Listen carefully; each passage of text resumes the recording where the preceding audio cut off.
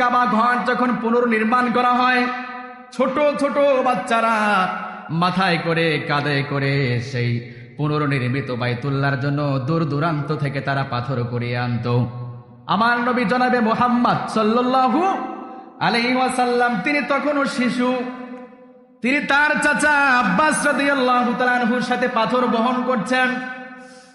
ছোট ছোট বাচ্চারা একটা করে পাথর নিয়ে যায়, কিন্তু শিশু পয়গম্বর মুহাম্মদুর রাসূলুল্লাহ দুইটা করে পাথর তিনি বহন করে করে নিয়ে যায়।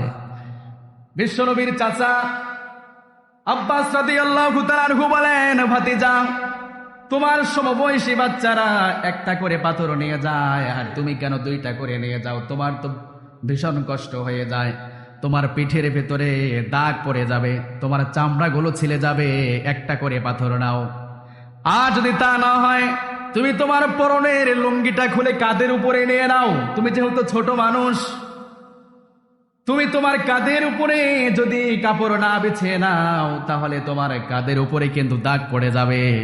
এই কথা বলে আব্বাস রাদিয়াল্লাহু তাআলা আনহু ভাতিজার লুঙ্গি ধরে যখন টান দিয়েছেন, তিনি বলছেন, আমার ভাতিজা আব্দুল্লাহর ছেলে মুহাম্মদ বলেন সাল্লাল্লাহু আলাইহি ওয়াসাল্লাম এমন জোরে চিৎকার মেরেছে যেন মনে হয় গোটা আসমান আর জমিন প্রকম্পিত হয়ে গিয়েছে।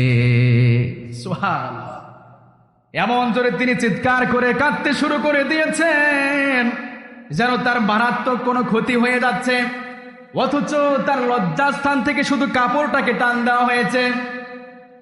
এমন লজ্জাশীল নবী, সেই নবীজিকে আল্লাহ রাব্বুল আলামিন এই পৃথিবীতে পাঠিয়ে দিয়ে আর এত লজ্জা দিয়ে গোটা উম্মতের জন্য তিনি শিক্ষা দিয়ে দিলেন, ও আমার বান্দারা, তোমাদের নবীর ভিতরে যেমনি ভাবে আমি লজ্জা দিয়েছিলাম, ওই লজ্জার গুণটা যদি তোমাদের ভিতরে রাখতে পারো তাহলে তোমরা নবীজির প্রকৃত উম্মত হয়ে কাল কঠিন কিয়ামতের ময়দানে আমার জান্নাতে তোমরা যেতে পারবা।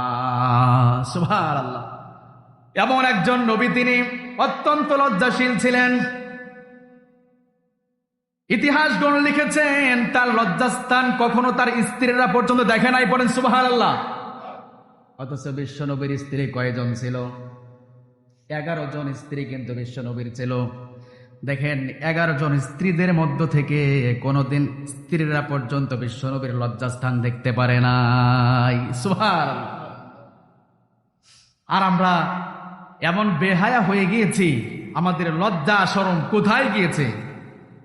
3 কোয়ার্টার পরি আমরা, আমাদের সন্তানদেরকে 3 কোয়ার্টার পরাই, হাফ প্যান্ট পরাই, এগুলো পরানো যাবে না। কোন মুসলমানের সন্তান সে তার সতর খুলে হাঁটতে পারে না, ঠিক কিনা? সতর কিন্তু ঢাকা আপনার জন্য ফরজ, নামাজ আপনার উপরে ফরজ। যেমনি ভাবে ঠিক তেমনি ভাবে আপনার লজ্জাস্থান কিংবা আপনার সতর ঢাকাও আল্লাহ পাক আপনার উপরে ফরজ করে দিয়েছে। নাকি শুধু কেবল সতরগুলো ঢাকবে মহিলারা, পুরুষের উপরে কোনো সতর নেই নাকি? কথা বলেন না কেন?